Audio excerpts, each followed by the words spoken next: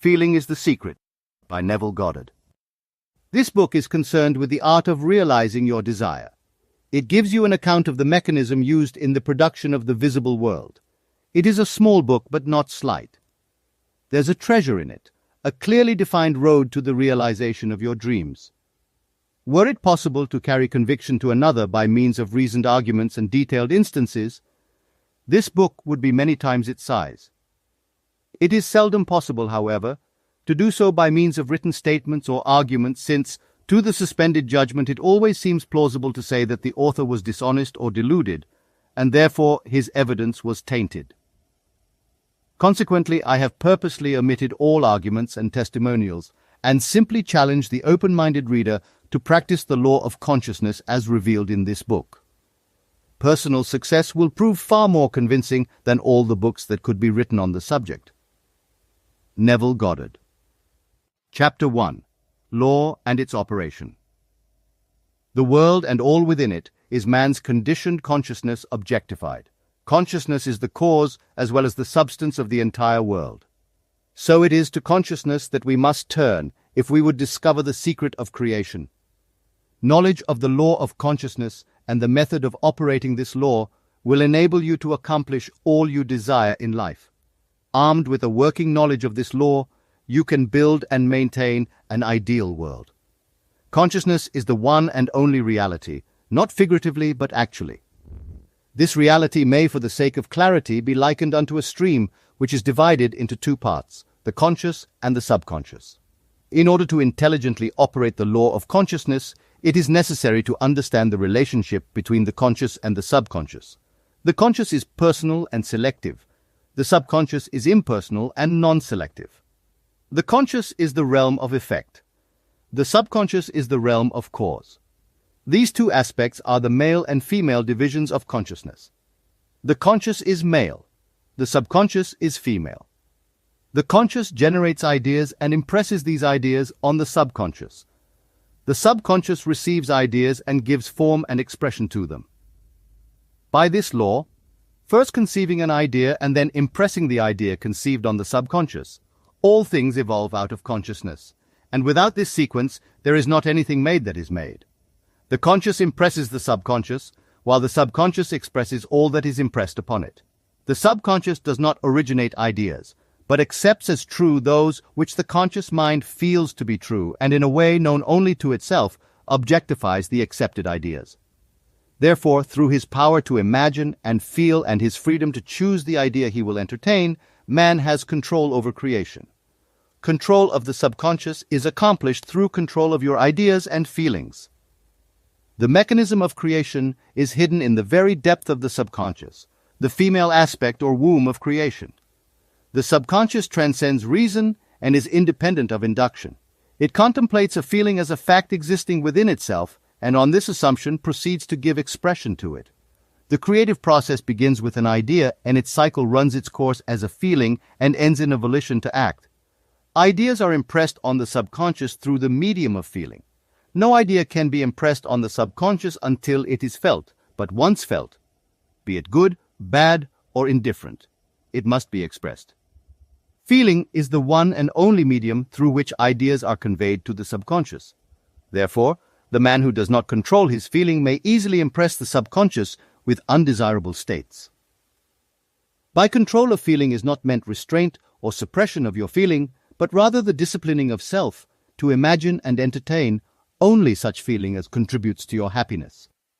Control of your feeling is all important to a full and happy life. Never entertain an undesirable feeling, nor think sympathetically about wrong in any shape or form. Do not dwell on the imperfection of yourself or others. To do so is to impress the subconscious with these limitations. What you do not want done unto you, do not feel that it is done unto you or another. This is the whole law of a full and happy life. Everything else is commentary. Every feeling makes a subconscious impression, and unless it is counteracted by a more powerful feeling of an opposite nature, must be expressed. The dominant of two feelings is the one expressed. I am healthy is a stronger feeling than I will be healthy. To feel I will be is to confess I am not. I am is stronger than I am not. What you feel you are always dominates what you feel you would like to be. Therefore, to be realized, the wish must be felt as a state that is rather than a state that is not. Sensation precedes manifestation and is the foundation upon which all manifestation rests. Be careful of your moods and feelings, for there is an unbroken connection between your feelings and your visible world. Your body is an emotional filter and bears the unmistakable marks of your prevalent emotions. Emotional disturbances, especially suppressed emotions, are the causes of all disease. To feel intensely about a wrong without voicing or expressing that feeling is the beginning of disease, dis-ease, in both body and environment. Do not entertain the feeling of regret or failure, for frustration or detachment from your objective results in disease. Think feelingly only of the state you desire to realize. Feeling the reality of the state sought and living and acting on that conviction is the way of all seeming miracles. All changes of expression are brought about through a change of feeling. A change of feeling is a change of destiny. All creation occurs in the domain of the subconscious. What you must acquire, then, is a reflective control of the operation of the subconscious. That is, control of your ideas and feelings. Chance or accident is not responsible for the things that happen to you, nor is predestined fate the author of your fortune or misfortune. Your subconscious impressions determine the conditions of your world. The subconscious is not selective. It is impersonal and no respecter of persons.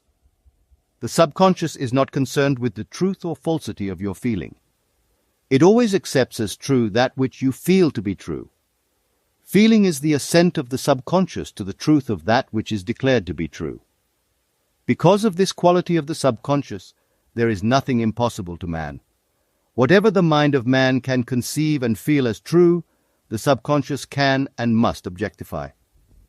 Your feelings create the pattern from which your world is fashioned, and a change of feeling is a change of pattern. The subconscious never fails to express that which has been impressed upon it. The moment it receives an impression, it begins to work out the ways of its expression. It accepts the feeling impressed upon it, your feeling, as a fact existing within itself, and immediately sets about to produce in the outer or objective world the exact likeness of that feeling. The subconscious never alters the accepted beliefs of man. It outpictures them to the last detail, whether or not they are beneficial. To impress the subconscious with the desirable state, you must assume the feeling that would be yours, had you already realized your wish. In defining your objective, you must be concerned only with the objective itself. The manner of expression or the difficulties involved are not to be considered by you. To think feelingly on any state impresses it on the subconscious.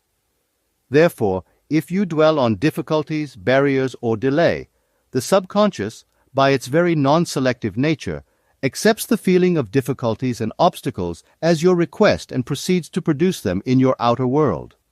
The subconscious is the womb of creation. It receives the idea unto itself through the feelings of man. It never changes the idea received, but always gives it form. Hence, the subconscious outpictures the idea in the image and likeness of the feeling received. To feel a state as hopeless or impossible is to impress the subconscious with the idea of failure. Although the subconscious faithfully serves man, it must not be inferred that the relation is that of a servant to a master as was anciently conceived. The ancient prophets called it the slave and servant of man. St. Paul personified it as a woman and said, "The woman should be subject to man in everything." The subconscious does serve man and faithfully gives form to his feelings.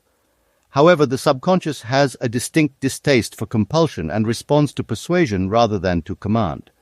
Consequently, it resembles the beloved wife more than the servant.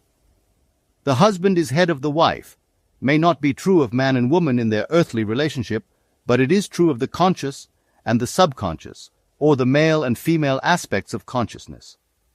The mystery to which Paul referred when he wrote, "This is a great mystery. He that loveth his wife loveth himself, and they two shall be one flesh," is simply the mystery of consciousness. Consciousness is really one and undivided, but for creation's sake it appears to be divided into two. The conscious, objective, or male aspect truly is the head and dominates the subconscious, subjective, or female aspect. However, this leadership is not that of the tyrant, but of the lover. So, by assuming the feeling that would be yours were you already in possession of your objective, the subconscious is moved to build the exact likeness of your assumption. Your desires are not subconsciously accepted until you assume the feeling of their reality, for only through feeling is an idea subconsciously accepted, and only through this subconscious acceptance is it ever expressed. It is easier to ascribe your feeling to events in the world than to admit that the conditions of the world reflect your feeling. However, it is eternally true that the outside mirrors the inside. As within, so without. As above, so below. As below, so above. As within, so without. As without, so within. Correspondence, the second of the 7 principles of Hermes Trismegistus. A man can receive nothing unless it is given him from heaven. John 3:27. And the kingdom of heaven is within you. Luke 17:21. Nothing comes from without. All things come from within, from the subconscious. It is impossible for you to see other than the contents of your consciousness. Your world in its every detail is your consciousness objectified. Objective states bear witness of subconscious impressions. A change of impression results in a change of expression. The subconscious accepts as true that which you feel is true, and because creation is the result of subconscious impressions, you, by your feeling, determine creation. You are already that which you want to be, and your refusal to believe this is the only reason you do not see it. To seek on the outside for that which you do not feel you are is to seek in vain, for we never find that which we want. We find only that which we are. In short, you express and have only that which you are conscious of being or possessing. To him that hath it is given. Denying the evidence of the senses and appropriating the feeling of the wish fulfilled is the way to the realization of your desire. Mastery of self-control of your thoughts and feelings is your highest achievement. However, until perfect self-control is attained, so that in spite of appearances you feel all that you want to feel, use sleep and prayer to aid you in realizing your desired states. These are the 2 gateways into the subconscious. Chapter 2. Sleep. Sleep, the life that occupies 1/3 of our stay on earth, is the natural door into the subconscious. So it is with sleep that we are now concerned. The conscious 2/3 of our life on earth is measured by the degree of attention we give sleep. Our understanding of and delight in what sleep has to bestow will cause us, night after night, to set out for it, as though we were keeping an appointment with a lover. In a dream, in a vision of the night, when deep sleep falleth upon men, in slumbering upon the bed. Then he openeth the ears of men, and sealeth their instruction. Job 33. It is in sleep and in prayer, a state akin to sleep, that man enters the subconscious to make his impressions and receive his instructions. In these states, the conscious and subconscious are creatively joined. The male and female become one flesh. Sleep is the time when the male or conscious mind turns from the world of sense to seek its lover or subconscious self. The subconscious, unlike the woman of the world who marries her husband to change him, has no desire to change the conscious waking state, but loves it as it is and faithfully reproduces its likeness in the outer world of form. The conditions and events of your life are your children formed from the molds of your subconscious impressions in sleep. They are made in the image and likeness of your innermost feeling that they may reveal you to yourself. As in heaven, so on earth. Matthew 6:10, Luke 11:2. As in the subconscious, so on earth. Whatever you have in consciousness as you go to sleep is the measure of your expression in the waking 2/3 of your life on earth. Nothing stops you from realizing your objective save your failure to feel that you are already that which you wish to be, or that you are already in possession of the thing sought.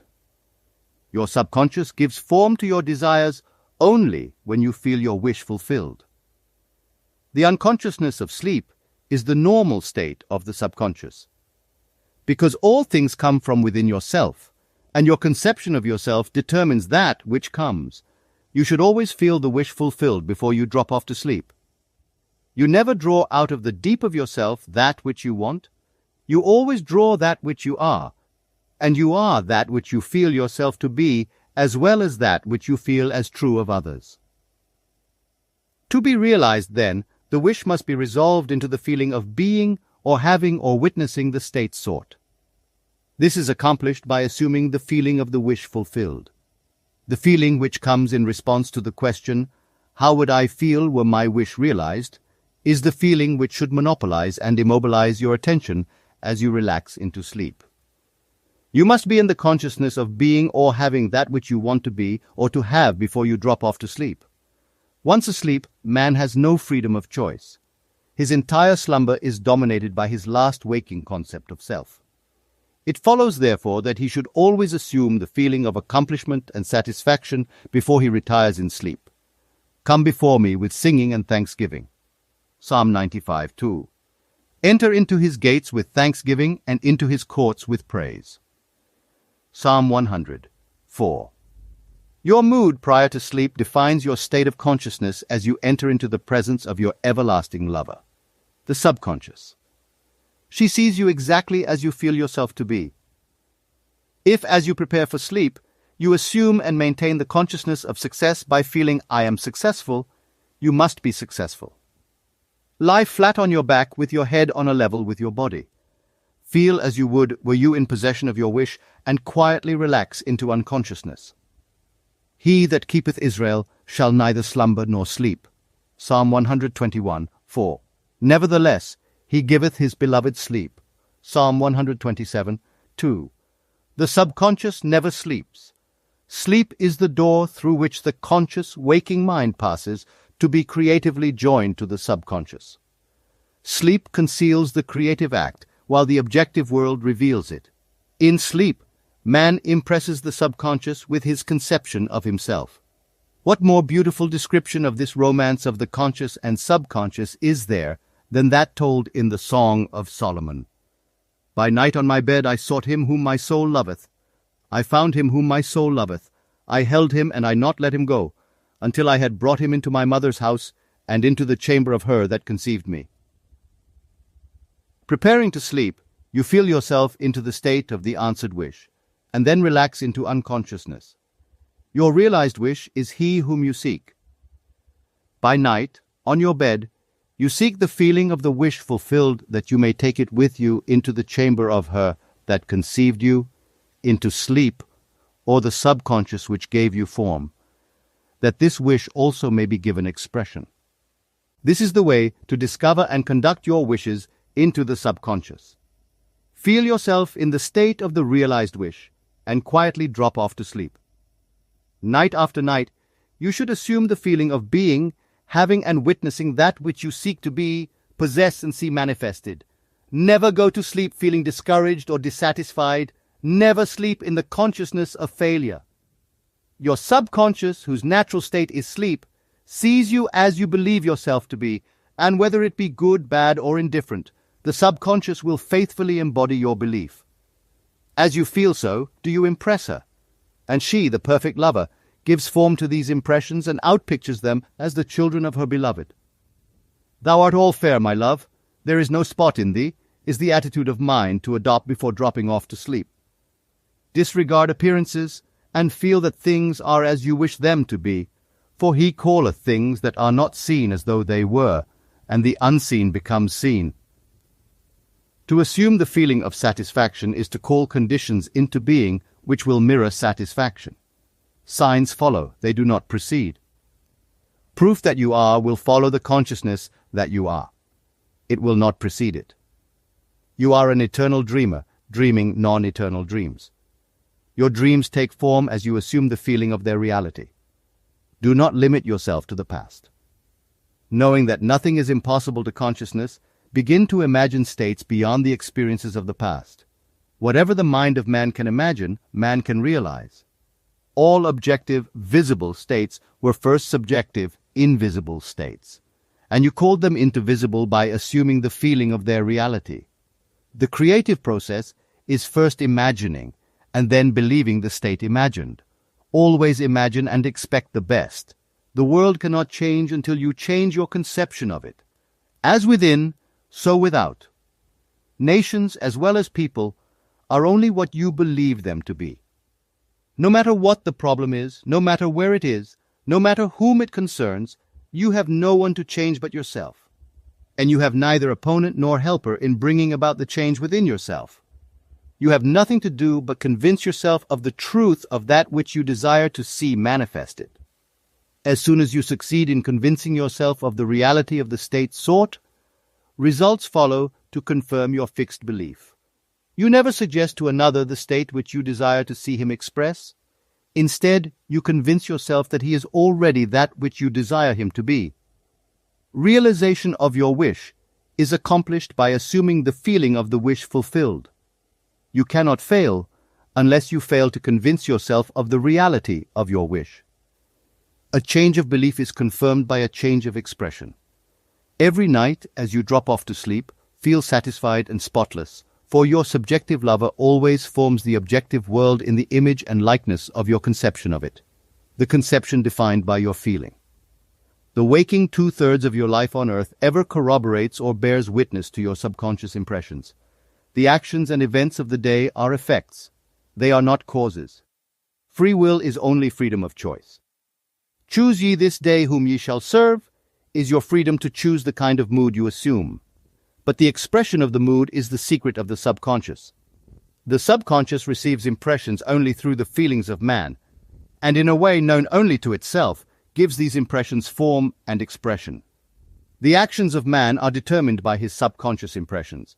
His illusion of free will, his belief in freedom of action, is but ignorance of the causes which make him act. He thinks himself free because he has forgotten the link between himself and the event. Man awake is under compulsion to express his subconscious impressions. If in the past he unwisely impressed himself, then let him begin to change his thought and feeling, for only as he does so will he change his world. Do not waste one moment in regret, for to think feelingly of the mistakes of the past is to reinfect yourself. Let the dead bury the dead. Turn from appearances and assume the feeling that would be yours were you already the one you wish to be. Feeling a state produces that state. The part you play on the world stage is determined by your conception of yourself. By feeling your wish fulfilled and quietly relaxing into sleep, you cast yourself in a star role to be played on earth tomorrow, and while asleep, you are rehearsed and instructed in your part. The acceptance of the end automatically wills the means of realization. Make no mistake about this. If, as you prepare for sleep, you do not consciously feel yourself into the state of the answered wish, then you will take with you into the chamber of her who conceived you the sum total of the reactions and feelings of the waking day. And while asleep, you will be instructed in the manner in which they will be expressed tomorrow. You will rise believing that you are a free agent, not realizing that every action and event of the day is predetermined by your concept of self as you fell asleep. Your only freedom, then, is your freedom of reaction. You are free to choose how you feel and react to the day's drama. But the drama, the actions, events, and circumstances of the day have already been determined. Unless you consciously and purposely define the attitude of mind with which you go to sleep, you unconsciously go to sleep in the composite attitude of mind made up of all feelings and reactions of the day. Every reaction makes a subconscious impression, and unless counteracted by an opposite and more dominant feeling, is the cause of future action. Ideas enveloped in feeling are creative actions. Use your divine right wisely. Through your ability to think and feel, you have dominion over all creation. While you are awake, you are a gardener selecting seed for your garden, but, except a corn of wheat fall into the ground and die, it abideth alone. But if it die, it bringeth forth much fruit. John 12:24. Your conception of yourself as you fall asleep is the seed you drop into the ground of the subconscious. Dropping off to sleep feeling satisfied and happy compels conditions and events to appear in your world which confirm these attitudes of mind. Sleep is the door into heaven. What you take in as a feeling you bring out as a condition, action, or object in space. So sleep in the feeling of the wish fulfilled.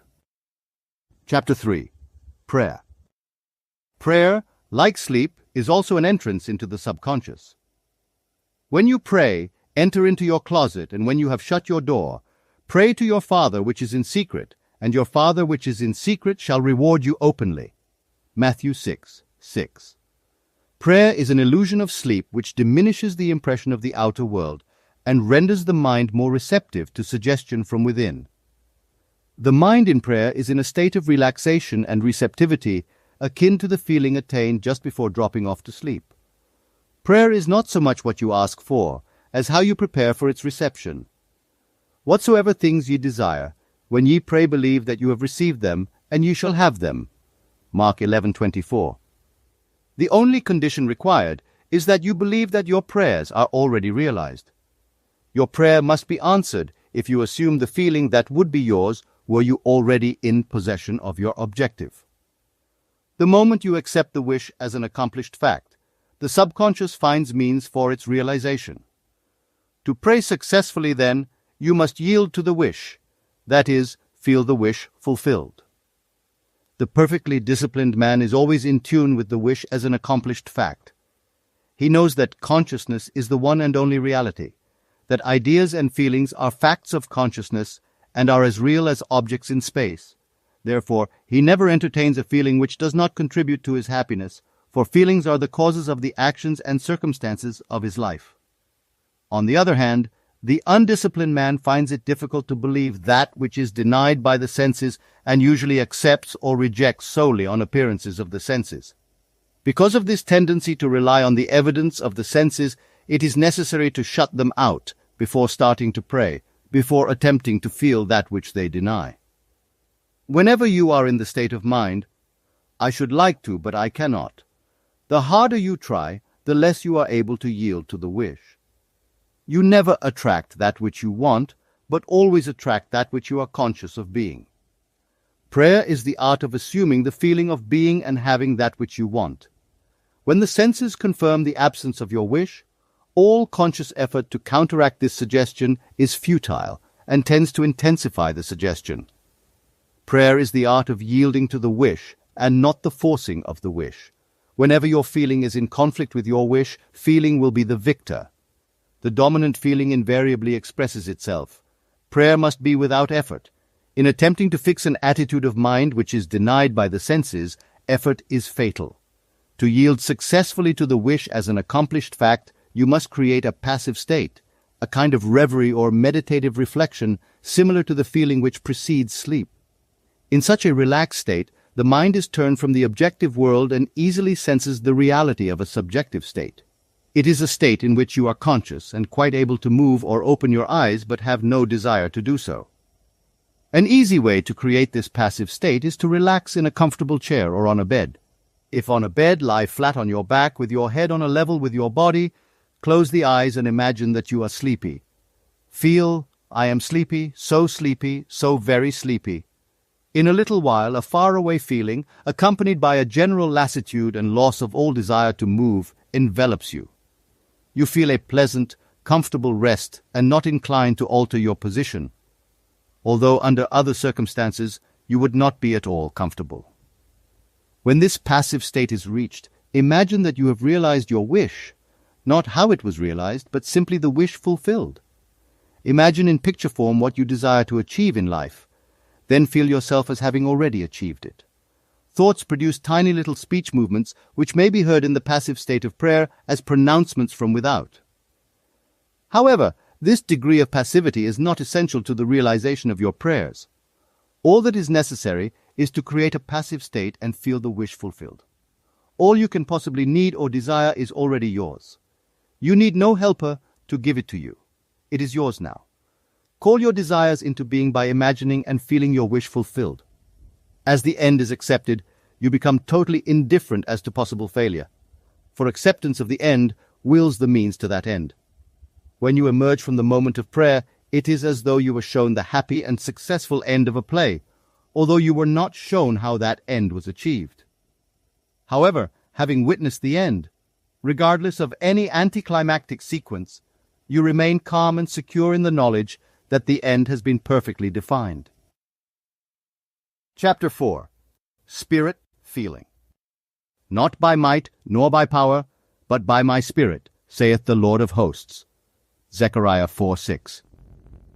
Get into the spirit of the state desired by assuming the feeling that would be yours were you already the one you want to be. As you capture the feeling of the state sought, you are relieved of all effort to make it so, for it is already so. There is a definite feeling associated with every idea in the mind of man. Capture the feeling associated with your realized wish by assuming the feeling that would be yours were you already in possession of the thing you desire, and your wish will objectify itself. Faith is feeling, according to your faith, feeling, be it unto you. Matthew 9:29. You never attract that which you want, but always that which you are. As a man is, so does he see. To him that hath it shall be given, and to him that hath not it shall be taken away. Matthew 13:12. That which you feel yourself to be, you are, and you are given that which you are. So assume the feeling that would be yours were you already in possession of your wish, and your wish must be realized. So God created man in his own image. In the image of God created he him. Genesis 1:27. Let this mind be in you which was also in Christ Jesus, who being in the form of God, thought it not robbery to be equal with God. Philippians 2:5-6. You are that which you believe yourself to be. Instead of believing in God or in Jesus, believe you are God or you are Jesus. He that believeth on me, the works that I do shall he do also. John 14:12. Should be, he that believes as I believe the works that I do, shall he do also. Jesus found it not strange to do the works of God, because he believed himself to be God. I and my Father are one. It is natural to do the works of the one you believe yourself to be. So live in the feeling of being the one you want to be and that you shall be. When a man believes in the value of the advice given him and applies it, he establishes within himself the reality of success.